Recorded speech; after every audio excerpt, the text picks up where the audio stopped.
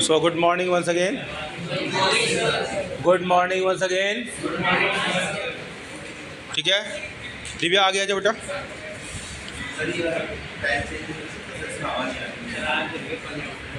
ठीक है, okay, sir इससे आ रही है। आ रही है। ठीक है, चलो ठीक है, देखते हैं, मैं बात करूँगा। चलिए, ओके, चलिए। तो आज हम बात करेंगे, किस पर बात करेंगे? Investment multiplier. बीच बीच में ये टच कर देंगे। हाँ, देखो, today we are going to talk about what? Investment multiplier. किसके बारे में बात करने वाले हैं? मल्टीप्लायर। मल्टीप्लायर का मतलब समझ रहे हो? जो बढ़ा दे, कई मल्टीपल। ठीक है, तो इन्वेस्टमेंट मल्टीप्लायर एक कॉन्सेप्ट है जिसको किन्स ने दिया।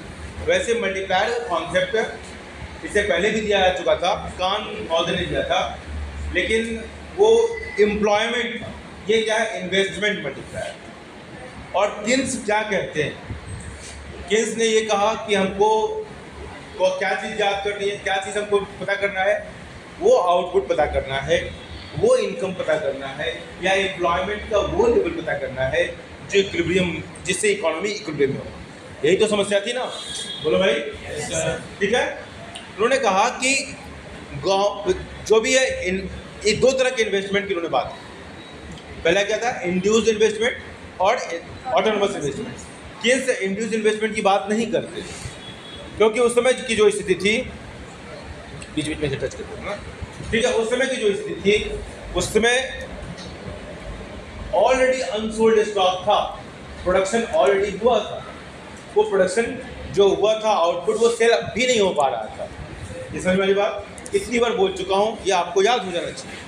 ठीक है, उसका नतीजा क्या हुआ? ठीक है, माल घर में, जैसे मैं बार बार बोल रहा हूँ कि अगर प्रोडक्शन ऑलरेडी होगा, अगर उसका कोई प्रोडक्शन ऑलरेडी है, ठीक है, और लोगों के पास रोजगार नहीं है, मतलब परचेजिंग पावर नहीं है, तो सामान बिकेगा नहीं।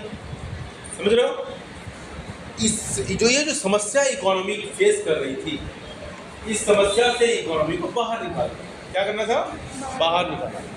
ठीक है, तो किसने एक थ्योरी दिया, ये कैसे होगा, इनकम कैसे बढ़ेगा, आउटपुट कैसे बढ़ेगा, एम्प्लॉयमेंट कैसे। ठीक है, उन्होंने कहा कि इन्वेस्टमेंट, सरकार को इन्वेस्टमेंट करना पड़ेगा। सरकार मतलब अदर देन जो ऑटोनोमस हो, इनकम रिस्पेक्टिव नहीं हो। हालांकि गवर्नमेंट सेक्टर नहीं है, ठीक है, गवर्नमेंट सेक्टर नहीं है, गवर्नमेंट सेक्टर की बात किस नहीं करते, लेकिन ऑटोनोमस इन्वेस्टमेंट की बात करते हैं, जो कि इनकम इरिस्पेक्टिव किसी भी प्रकार का जो इनपुट है, इन्वेस्टमेंट है, चाहे कैपिटल के रूप में हो, मशीनों के रूप में, किसी भी रूप में, तो जो इस तरह का जो इकोनॉमी में जो इन्वेस्टमेंट होगा, सरकार नहीं, कि आजकल के समय में देखा जाए तो सरकारी इन्वेस्टमेंट इस तरह कर सकती है।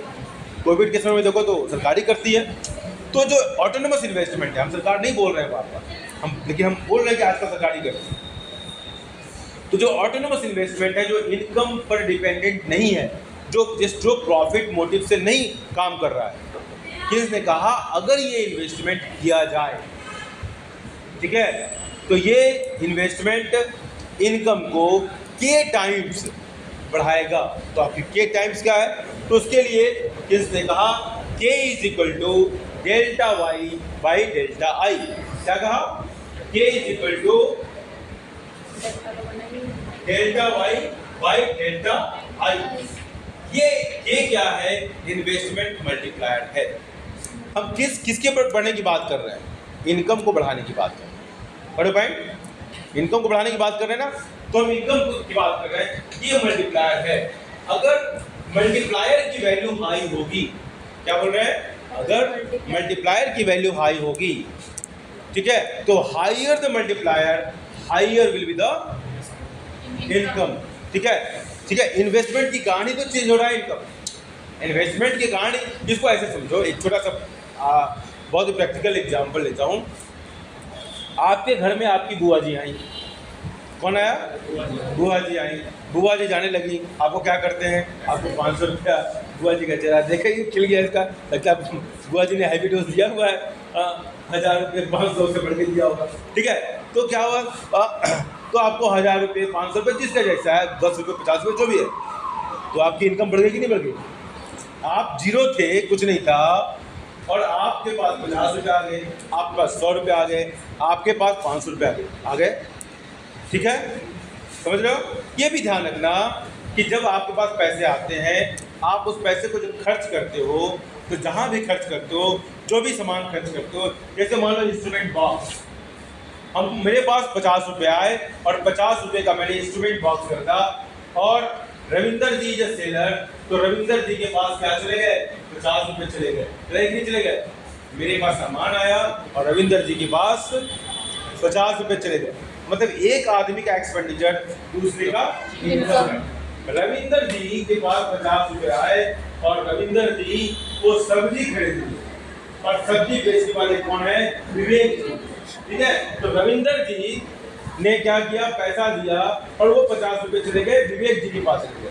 विवेक जी को समोसा खाना था, तो वो सृष्टि बेस जो है समोसे बनाती हैं, बढ़िया हाई क्वालिटी का समोसा। तो अब क्या, विवेक जी ने का पैसा किसके पास चला गया? सृष्टि जी के पास चला गया। सृष्टि जी ने फिर कुछ खर्च किया तो किसी और के पास चला जाएगा, किसी और ने खर्च किया तो किसी और के पास चला जाएगा। इस तरह से सर्कुलर फ्लो होता है। कहने का मतलब है कि एक आदमी का जो एक्सपेंडिचर है, दूसरे का इनकम बन रहा है। बुआ जी का एक्सपेंडिचर, रविंदर बाबू का इनकम। ठीक है, खर्च किया ना बुआ जी ने, बड़े पॉइंट।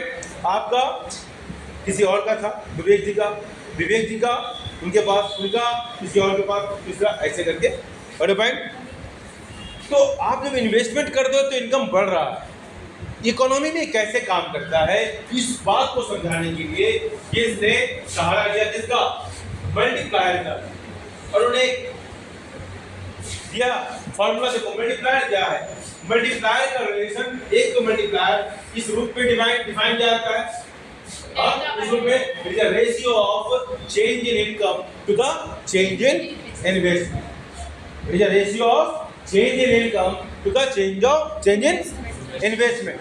ठीक है, तो जो इन्वेस्टमेंट होगा, बेस नीचे है, ये नीचे है, due to change in investment there is a k times change in income. बड़े पॉइंट।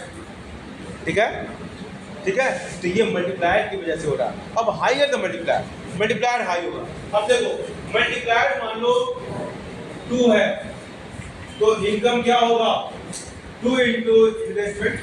मल्टीप्लायर 5 हो गया तो इनकम क्या हो जाएगा? 5 इंटू इन्वेस्टमेंट। मतलब क्या है? मैक्स मल्टीप्लायर अगर बढ़ रहा है तो इनकम भी बढ़ेगा। यस और नो? यस और no? Yes sir. How is your josh? Fine sir. अरे ऐसे देखो कि इतना ध्यान से श्रेयस बाबू, तो मुझे नजर लग जाएगी। अरे भाई ठीक है, इतना ध्यान से मत देखो भाई। ओके ओके, ये तो मजाक की बात हो गई। तो हम बात कर रहे थे कि मल्टीप्लायर का एक चीज तो डिफिनेशन समझ में आ गया। समझ में आ गया बेटा? दिव्या बाबू समझ में आया? दिव्या बाबू समझ में आया? Very good. अब देखो मल्टीप्लायर किन्स ने हमेशा बताया कि उनकी थ्योरी का फोकस क्या है? डिमांड। उनकी थ्योरी का फोकस क्या है? डिमांड। वो कंजम्पशन की बात करते हैं। डिमांड का एक कंपोनेंट क्या है? सी है ना? सी है ना? अगर आपको याद होगा पूर्व जन्म में, मतलब फ्लैशबैक में 4-5 दिन का पूर्व जन्म देख लो। ठीक है, 4-5-6 दिन पहले जब मैं पढ़ा रहा था इसी लेसन को, ठीक है, तो हमने बात किया था क्या? सी की हमने बात की, और सी ने 2 कंपोनेंट ऐसे मार्क किए थे। अपने पिछले पापों को देखो जरा, मतलब पिछले पेज को देखो जरा। ठीक है, कुछ डॉट डॉट ने नहीं लिखा होगा और कुछ अच्छे वाले ने लिखा होगा। ठीक है, तो इसने देखो पिछले नोटबुक में देखो भाई, नोटबुक में बोलता हूँ, नोट करते जाओ, है ना? सी के 2 पार्ट हमने बताए थे। एक हमने बताया था एवरेज प्रोपेंसिटी टू कंज्यूम, और दूसरा मार्जिनल प्रोपेंसिटी। Very good. क्या बोला था? सुनाई नहीं दे रहा है? Marginal propensity to consume. Yes, marginal propensity, MPC. ठीक है, एमपीसी। ठीक है, मार्जिनल। राजकुमार, आशीष पाल जी क्लास में बैठे हुए हैं, उनका स्वागत किया जाए। सर ठीक से बैठे बाबू, बैकबोन स्ट्रेट कर लो। हाँ, पापा लोग बोलते हैं कि सर मास्टर थोड़ा ध्यान रखता होगा क्लास में। बैकबोन स्ट्रेट है ना, ऐसे राजा बाबू की तरफ बैठे हुए। गोविंदा था ना, एक फिल्म थी राजा बाबू, देखा? वैसा मत बैठो।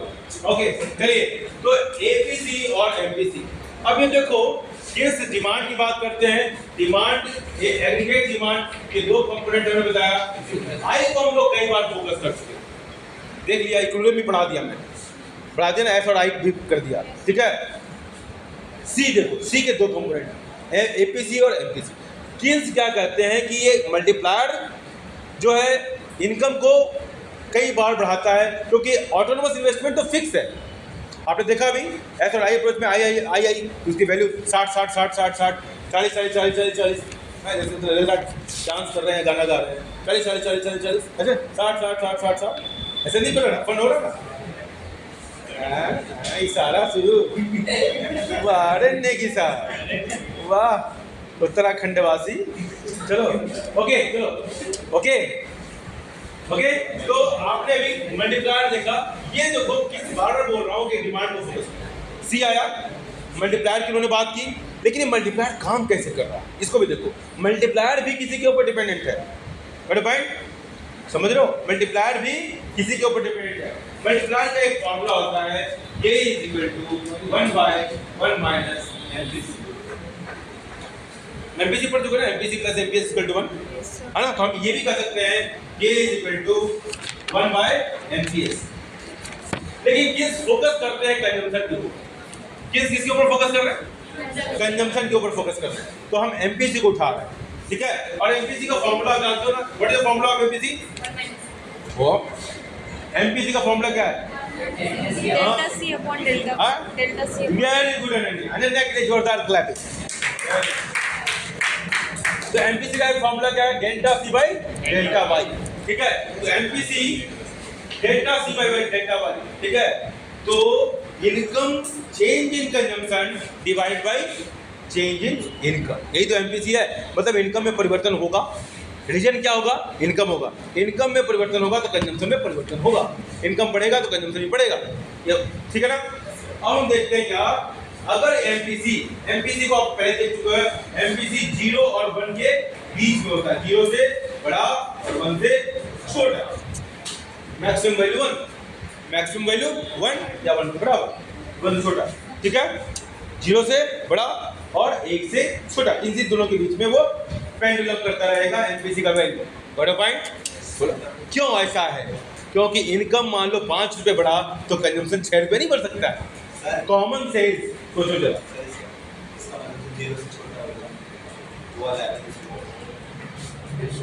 एमपीसी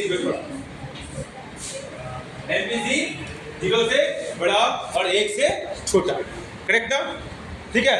अगर अब ये एमपीसी 1 से छोटा क्यों होगा? एमपीसी 1 से छोटा क्यों होगा?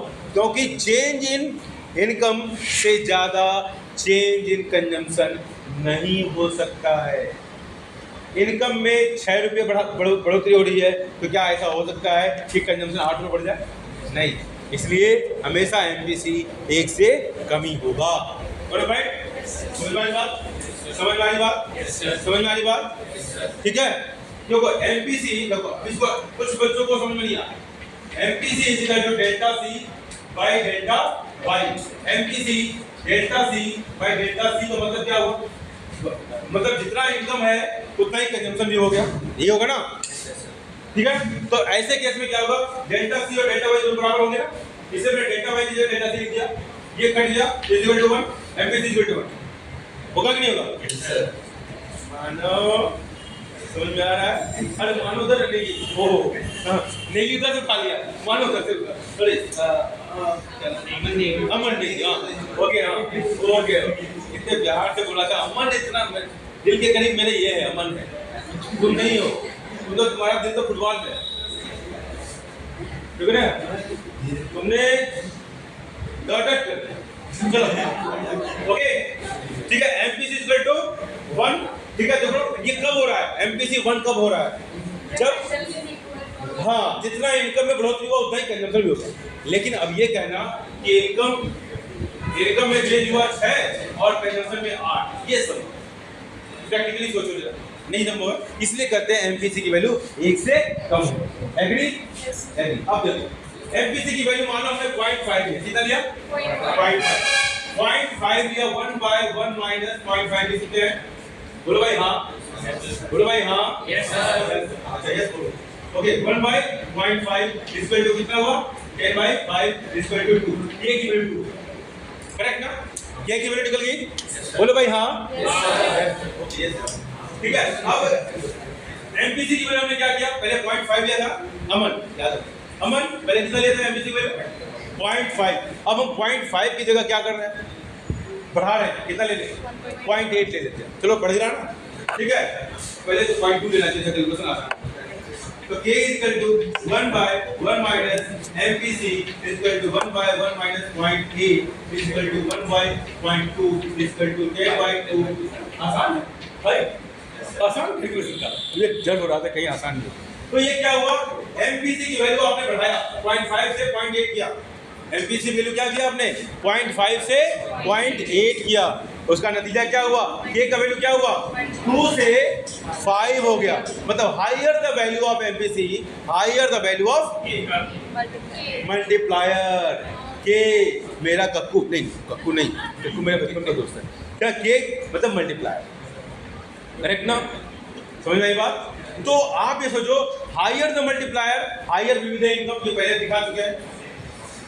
ठीक है, ये समझ आ रहा?